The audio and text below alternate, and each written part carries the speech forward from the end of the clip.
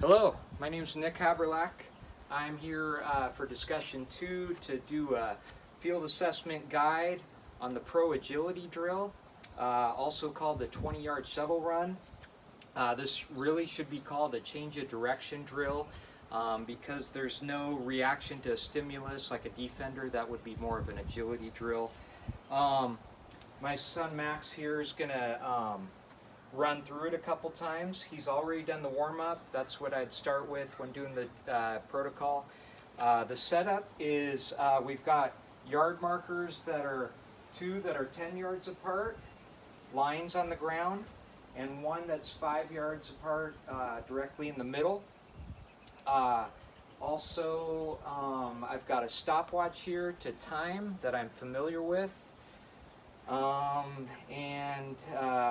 The communication to the athlete, I'm going to have him run through a submax test real quick.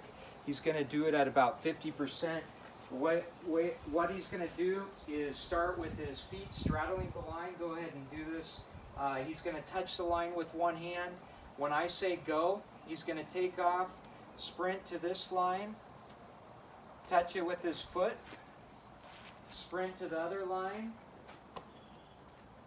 touch it with his foot, and then sprint through the finish, and I'll stop him. So Max, let's do 150%. Okay, on my go. Go. I prefer that they touch the line with their foot rather than with their hand. Nowhere in sports are you touching lines with your hand in any change of direction, so I think it's more applicable to a sport if you're touching with your foot. He's going to rest for a second, do another one at 70%. I'm doing this so that he's familiar with the test, so we can just go all out when we test him. Okay? But on my go, 70%. Ready, go. Touching the line. He could, in this test, we'll allow him to touch with either foot, but in a real testing situation, I'd probably have him do one with one foot, one with the other foot.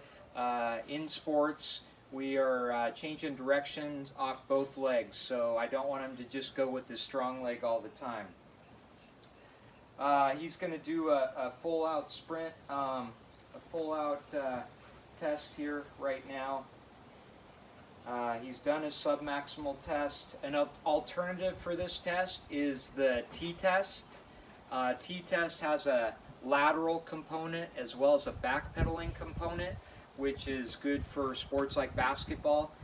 This test would be maybe a better test for football players who are just changing directions and doing full front sprints.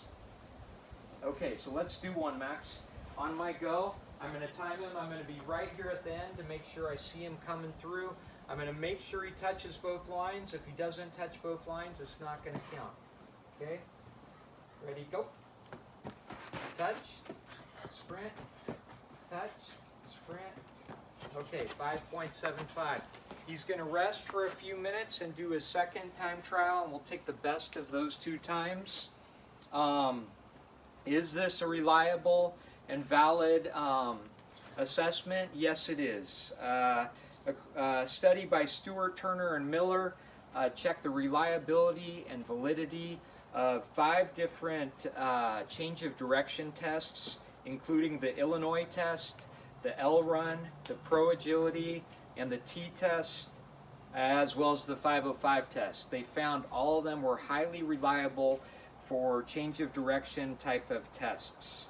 The last thing we'll do here is have him run through one more time. We're going to take the best of his 2 times, and that is the Pro Agility test. Okay, ready? Touching the line, and go. Touched, change direction, touch, and finish through. 5.6, a little faster, so we would take that time. All right, thank you.